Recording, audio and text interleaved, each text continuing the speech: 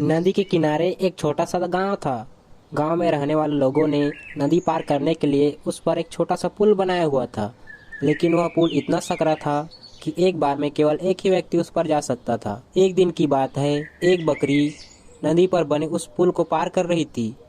पुल पर चलते चलते उसने देखा दूसरी बकरी उसी पुल पर विपरीत दिशा से आ रही है। कुछ ही देर में दोनों पुल के बीच पहुंच गई। पुल को एक बार में केवल एक ही बकरी पार कर सकती थी। इसीलिए दोनों बकरी कुछ देर तक इंतजार करती रही कि सामने वाली बकरी पीछे हट जाएगी। लेकिन ऐसा नहीं हुआ। दोनों में से कोई भी अपनी जगह से हिली नहीं, बल्कि अड़कर खड़ी रही। तब एक बकरी दूसरी बकरी से बोली, तुम मुझे जाने का रास्ता दो क्योंकि मैं तुमसे बड़ी हूँ। इस पर दूसरी बकरी हंस पड़ी और बोली, होगी तुम मुझसे बड़ी, लेकिन मैं तुमसे कहीं ज्यादा ताकतवर हूँ। मैं तुमसे जल्दी इस पुल को पार कर लूंगी, इसलिए तुम मुझे रास्ता दो। पहली बकरी बोली, मैं तुमसे बड़ी हूँ और ताकतवर भी हूँ, इसलिए हट जाओ। कुछ देर तक दोनों में इस बात पर बहस होती रही कि दोनों में से कौन ज्यादा ताकतवर है। फिर बहस लड़ाई में बदल गई। दोनों अपनी सींगों से एक दूसरे के ऊपर वार करने लगे। धीरे धीरे उनकी लड़ाई बहुत बढ़ गई।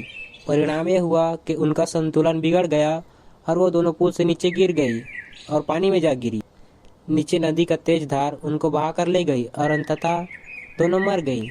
कुछ देर बाद दो और बकरियां विपरीत दिशा से उस पुल पर चलती हुई आई और बहस करने लगी कि कौन पीछे हटेगी और कौन दूसरे को रास्ता देगी।